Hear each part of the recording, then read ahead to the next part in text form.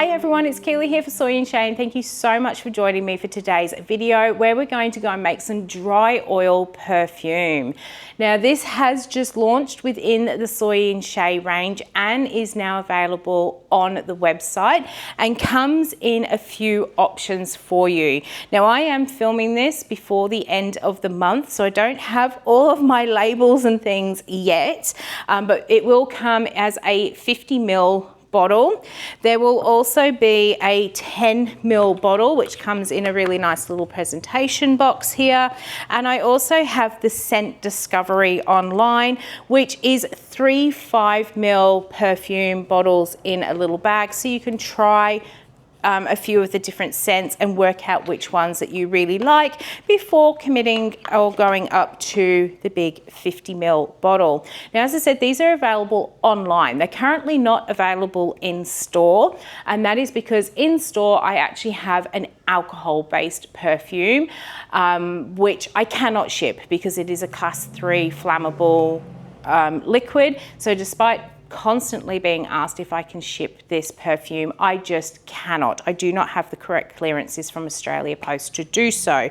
And that is why this dry oil perfume has come about. I get so many people asking me for it that I decided to set about creating a spray perfume that mimics alcohol perfume but without the alcohol in it.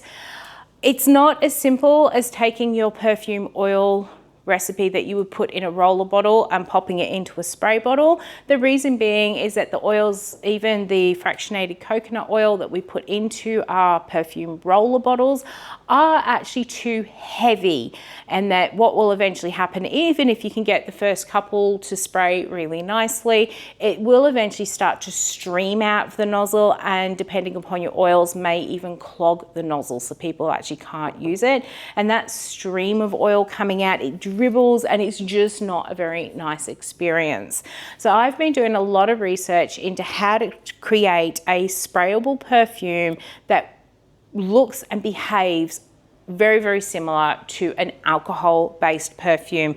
And it's taken me a lot of attempts to get the perfect mix of ingredients.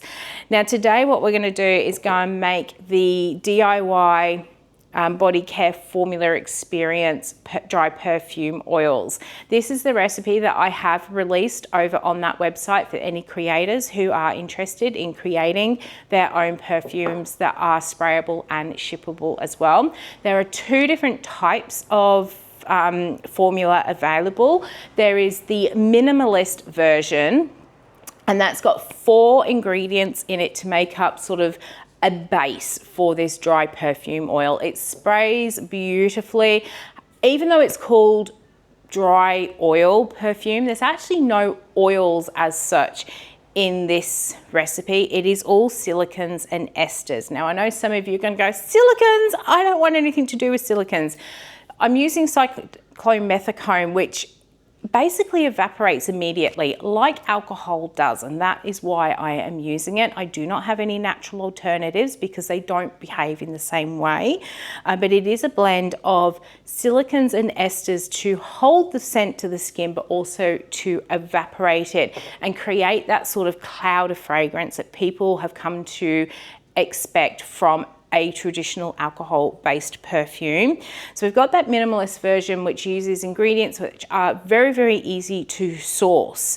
Now I then created what I've called the enhanced version. Now it's not beginner and advanced. They both require the same level of skill set of mixing some ingredients together.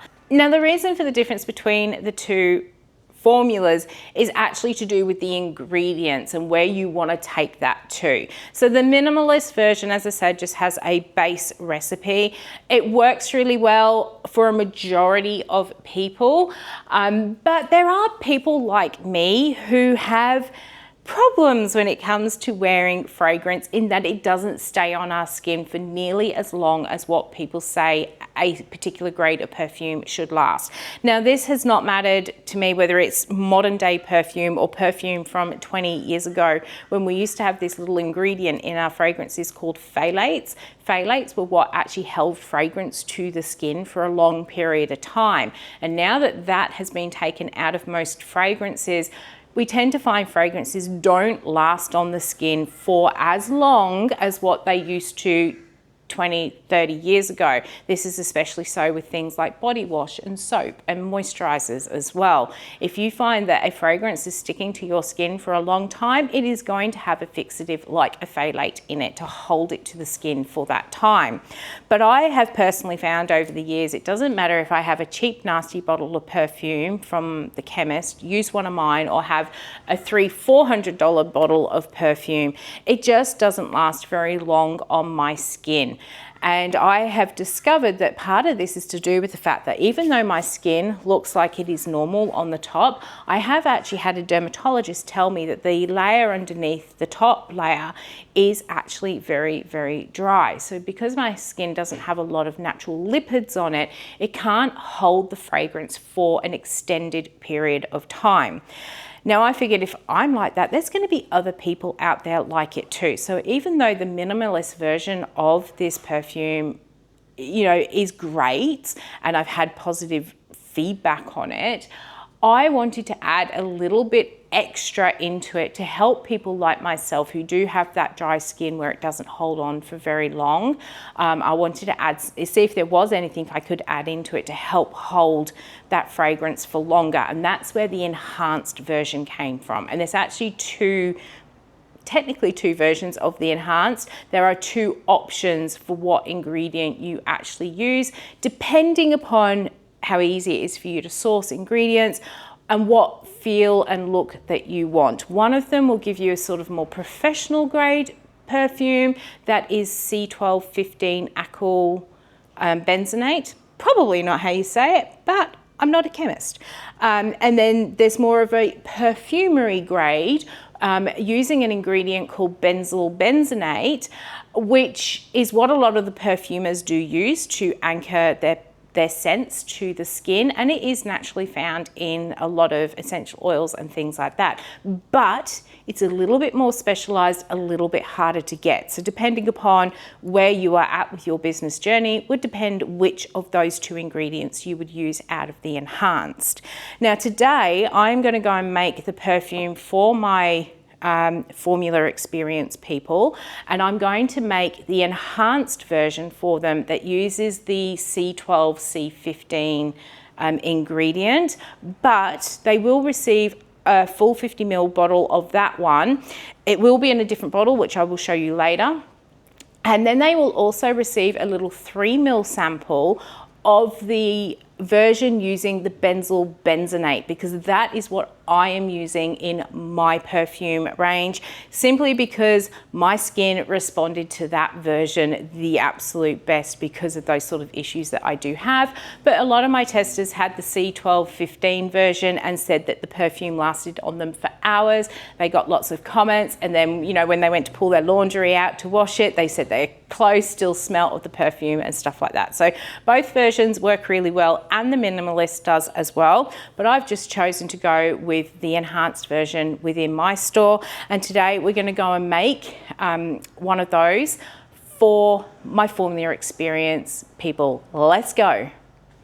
All right, so let's get started. I have got my little glass beaker here, and we're going to start off by tearing the scales, and we're going to add in our fragrance. Now, it is really, really, really important that your fragrance supplier gives you the IFRA ratings on these fragrance oils.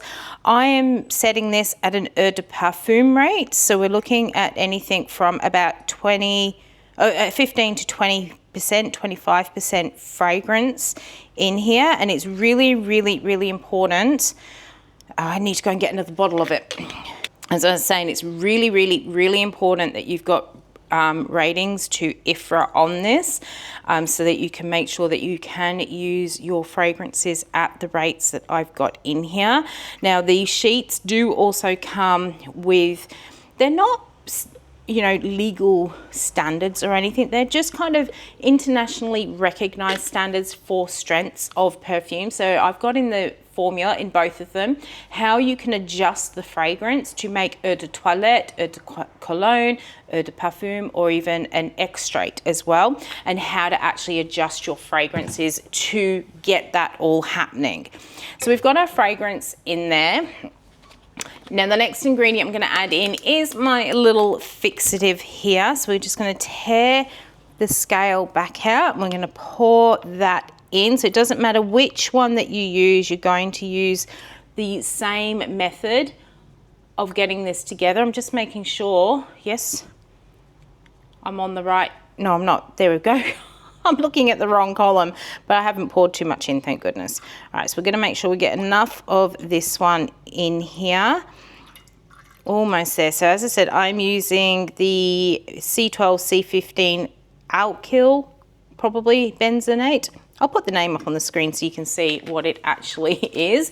So we've got that in there, and what this is going to do is just help to hold the more volatile, you know, your citrus and your floral notes into that base so it doesn't evaporate off straight away. Now what you want to do is mix this together. Now you can do this by hand, there's no problems with doing that, but if you're going to be making a lot of perfumes, bigger batches and things, do what I did and get yourself a new toy. I bought myself one of these little magnetic stirrers. They're not essential to have, honestly. You can do it by hand, but there are points in time when we actually want to add things in a slow stream, and I've got a few formulas that I've got coming up that I do want to add in a slow stream, and it's just easier if you've got one of these stirrers that can stir while you're pouring stuff in. I picked it up for like $45 on Amazon, so not expensive at all. I'll leave a link down below. So I've just popped my little container onto my stirrer. I've got my little magnetic bar in there and I'm going to turn it on. I'm just going to turn it on quite slowly because I don't want the magnet to jump away too much, and I'm just going to let that mix together for probably 30 seconds to a minute. The bigger the batch you do, you want to go up to like 1 or 2, 3 minutes to get it to actually stir together well. I think we can just bump that up a little bit more. So the minimalist version does not have this step in there, but it includes all of the other ingredients except for one, which I will indicate when we get to that. But I'm just going to let this mix for a moment. All right, so I've had that mixing for just over 1.5 minutes. I'm going to turn it off, bring our jar back over to our scales here. Let's center it so you can see what's going on. I'm going to tear it out. Now the next thing I'm going to add into here is some isopropyl myristrate. Now from now on I'm going to refer to it as IPM just because it's easier to say. This is an ester or an emollient. It's a little bit heavier than the silicons we're going to be adding in here, but not as heavy as a traditional oil. So that will help the fragrance to actually anchor down onto our skin, to keep it there for that sort of extended time. Now I do know some people just put IPM as their spray base. That will work. IPM will spray out of a spray bottle, but the problem is, as I said, it is quite heavy, so it holds the fragrance to the skin. So you tend to find after a short time, you really need to get that wrist or something right up close to your nose to be able to smell it. And that's not what we want, but we want just enough of it to make sure that that fragrance does stick to the skin for that short period of time. Now I'm going to also add in some, I've got mixed tocopherol, or you could use natural vitamin E. Now even though all the ingredients in here are actually very, very stable and don't tend to oxidize, our fragrance oils, we can never be too sure on. They do have components in them which can actually oxidize, and it is best to pop the vitamin E in there, especially once you start adding in other ingredients, and it could disturb the makeup of the fragrance. So the vitamin E will actually help stabilize that fragrance and ensure that it lasts a long time. So now we're going to add in some dimethicone 350, and that 350 is really important. It does come in different numbers. The lower the number, the thinner the viscosity of the dimethicone, and we want that 350 thickness or viscosity to make sure that it does anchor that fragrance to the skin. So we've got 2 ingredients in here which help to anchor the skin, anchor that fragrance. We've got the dimethicone to hold it to the skin, and that C1215 is going to stop those volatile notes from evaporating. I've also just realized in the formula, I do say to add the C15 or C12C15 and dimethicone, then mix, then add your vitamin E. That is the best way to do it if you're hand stirring it. But I'm going to give this another mix with the magnetic stirrer and make sure that is well combined. So as you can see, we've got it mixing. You want to make sure that all of the ingredients combine well together. You will see for a short time that the vitamin E will leave streaks in there. And as soon as that clears, you know that you've got it mixed enough. All right, so that has now been mixing for a couple of minutes there. Now, like I said, you can do this by hand. You don't need fancy equipment. But if you are going to start making batches which are over half a kilo, I would recommend getting a stirrer of some sort, whether it be a magnetic or an overhead stirrer. In this jar, I have measured out my cyclomethicone. If you're doing a smaller batch, you can just add that in and then mix it. But if you're doing bigger batches, it is best to add this in a slow, steady pour, which is why I've got that magnetic stirrer. So I'm not trying to balance doing 2 things. Now, I know a lot of people are going to get a little bit anti about the cyclomethicone being a silicone, but this is it really does behave like alcohol. So once it touches the skin, it actually evaporates straight back off. It doesn't absorb into the skin. So there's none of that real concern that people have. Look how beautiful crystal clear that's going. So it does behave like the alcohol, which is why I have chosen to use it. It's going to evaporate off, bringing up some of those fragrance notes with it, and it behaves more like alcohol when you're making these dry perfume oils here. So that's why I've chosen to use it. Now, I do make note in the recipe, yes, there are silicone alternatives on the market. I can't think what it's called. I will put it across the screen. And no, this is not a suitable alternative. Although it is perfectly fine to use it in many bath and body products, it behaves very, very differently to how it behaves in this particular recipe.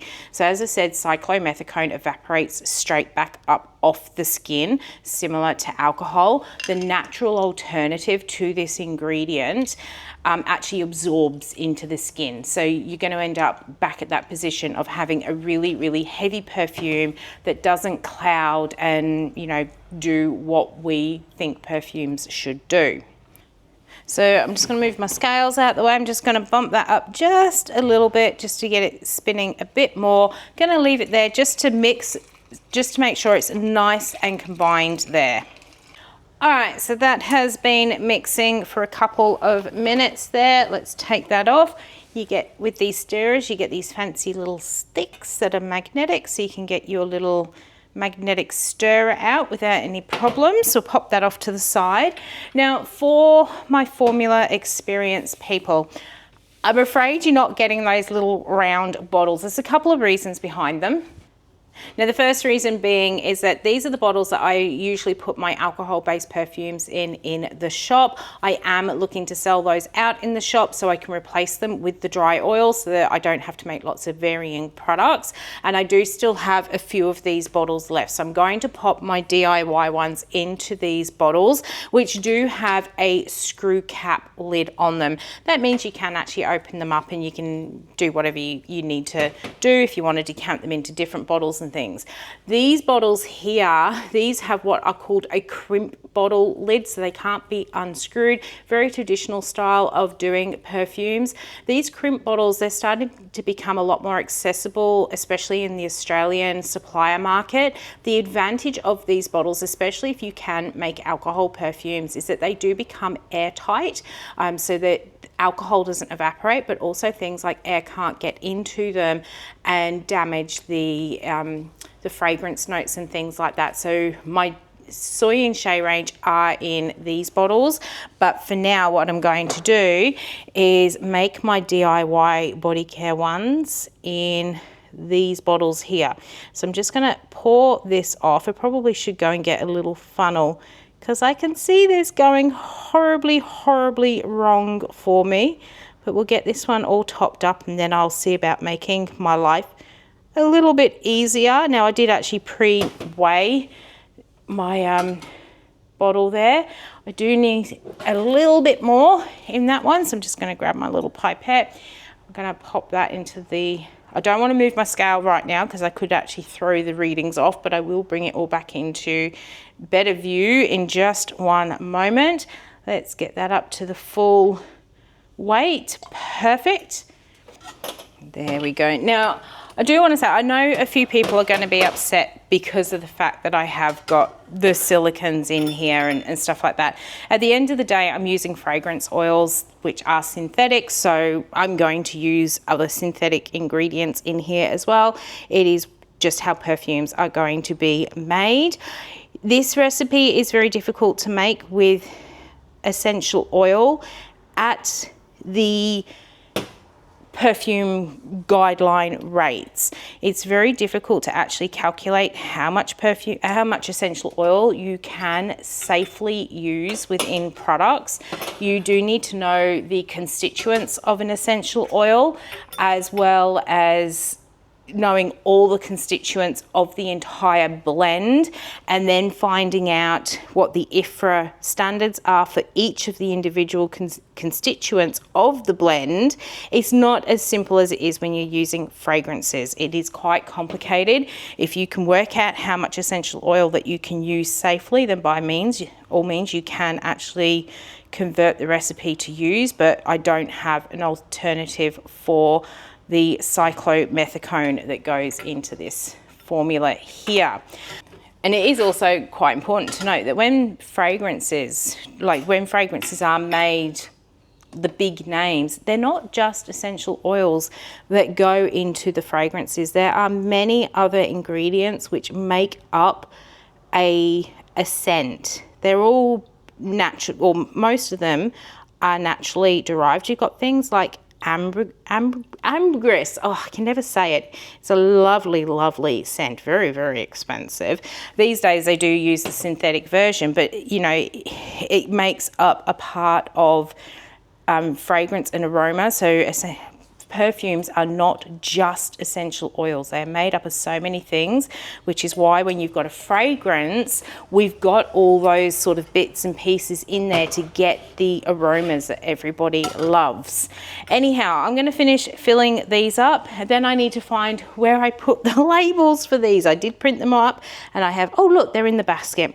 Once I've got these filled up, I will then get them all labeled and show you the end result.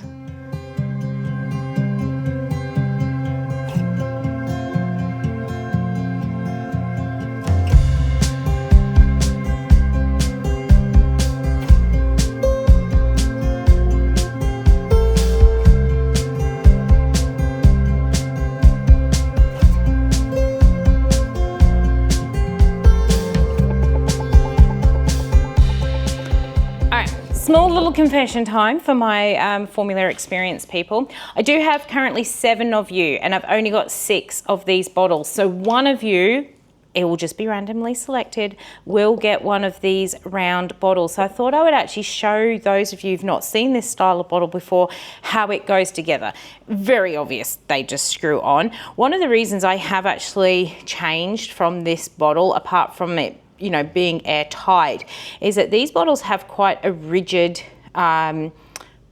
straw in them, and it can be very difficult to get it into the bottom of the bottle so that people can get everything out and it's still spray.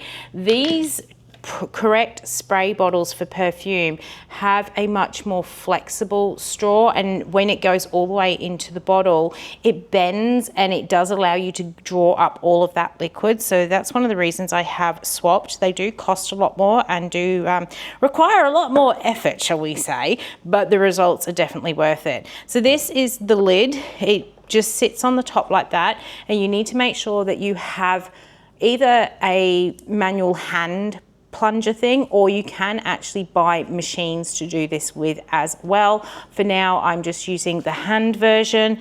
All you do is you pop the top of this into the little hole, and then it is pure brute strength of just pushing it down, giving it a little bit of a jiggle and a wiggle, making sure that it goes down. And then you know when it has gone all the way down, because there's a really nice tight seal around the bottom.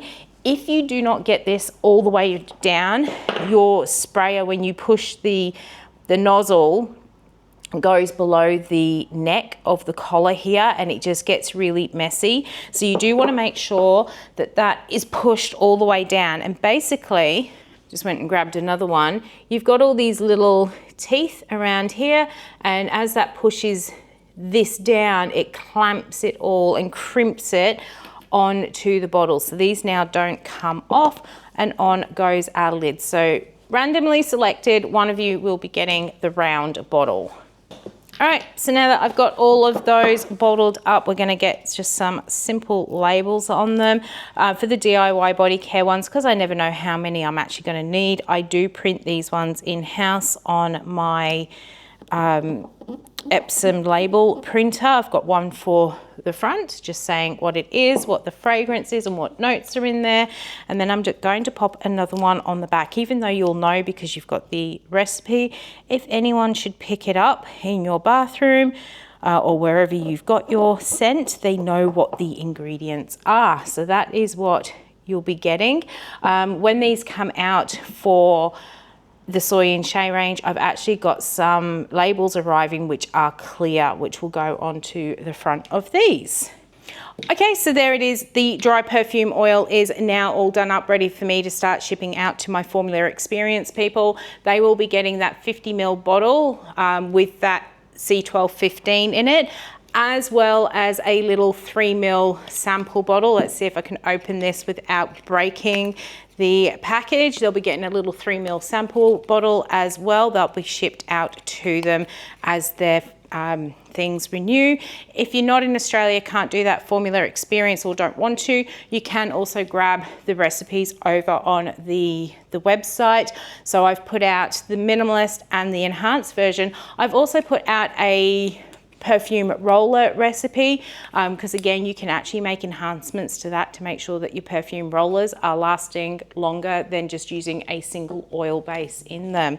So that is all done up for my Soy and Shea customers. These are now also available on the website. As I said, in a 50 ml bottle, you can get a 10 ml to try it out, or you can go for that scent discovery as well.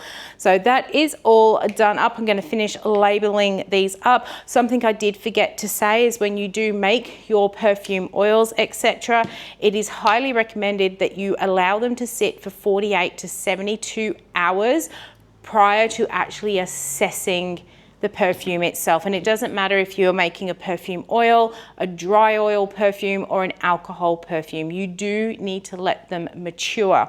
So based off of that, what I have done is I have got bottles that are made up, and then I have bottles which are also maturing. So as soon as this bottle gets empty and I've refilled all of these, I will refill my maturing bottles up with more perfume. So that's just something that's going to help me keep up with production there. But I hope you have enjoyed coming along with me as I made the dry perfume oil. If you did, why not leave me a thumbs up and any comments down below. And until the next video comes out, I hope you have a good one, and I'll see you then.